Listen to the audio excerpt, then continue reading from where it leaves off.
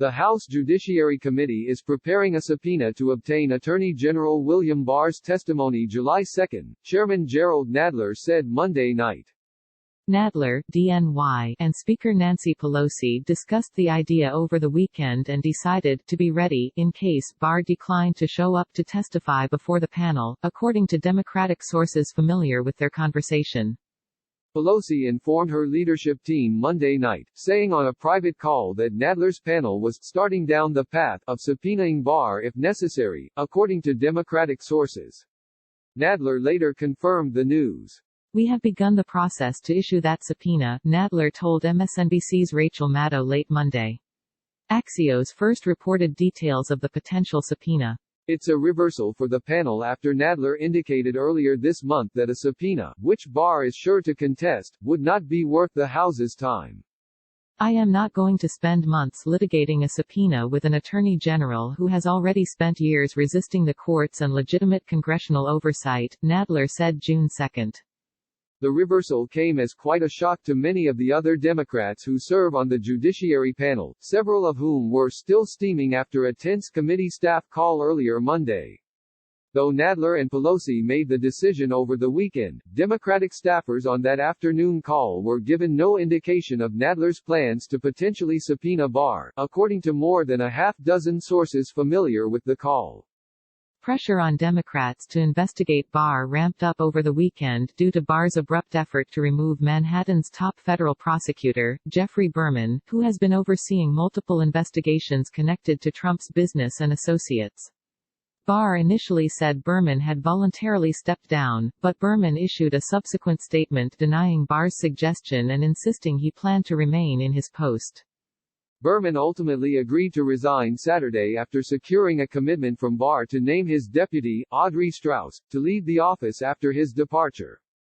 Staffers for other Judiciary Democrats pressed Nadler's team on Monday afternoon, wanting to know how they plan to respond to Barr and whether they would consider impeaching the Attorney General. Some staffers had specifically urged Nadler's staff to go further than just asking Barr to testify, voicing disappointment in the lack of action.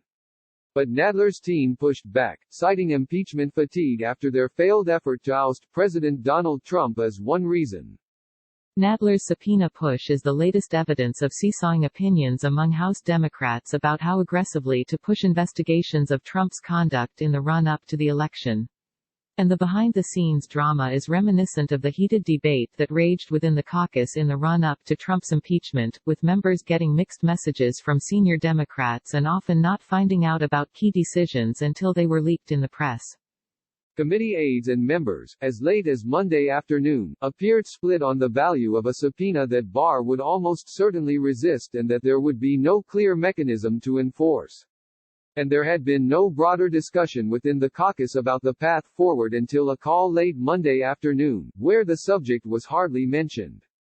Some committee members were heartened by Nadler's shift. "As I have said for months, Bill Barr must testify, and it is long past time a subpoena is issued for him to do so," Representative Joe Neguse, D. Colo, tweeted Monday. Barr has not testified before the House Judiciary Committee since taking his post early last year.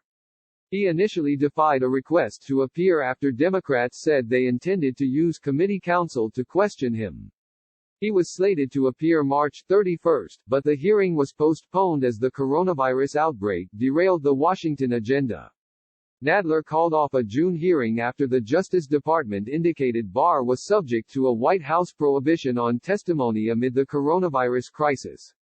It's unclear if the Justice Department is working with the committee to set a hearing with Barr, but it will come a week after two Justice Department officials are slated to testify to the Judiciary Committee about what they allege has been political interference by Barr into typically independent investigations and processes, including the sentencing of longtime Donald Trump confidant Roger Stone. The subpoena effort, first reported by Axios, came to light after the Judiciary Committee's ranking Republican, Representative Jim Jordan, R. Ohio, issued a letter criticizing Nadler for preparing to attempt to compel Barr's testimony. Jordan said Barr appeared willing to testify voluntarily once the coronavirus crisis had subsided, a contention that Democrats previously dismissed as a stall tactic, particularly as the White House made exceptions for other senior Trump administration officials to testify on Capitol Hill. In his letter, Jordan objected to Nadler's bid to issue a subpoena and requested an official meeting of the committee to vote on the proposed subpoena instead. The panel is slated to hold its hearing on political interference Wednesday.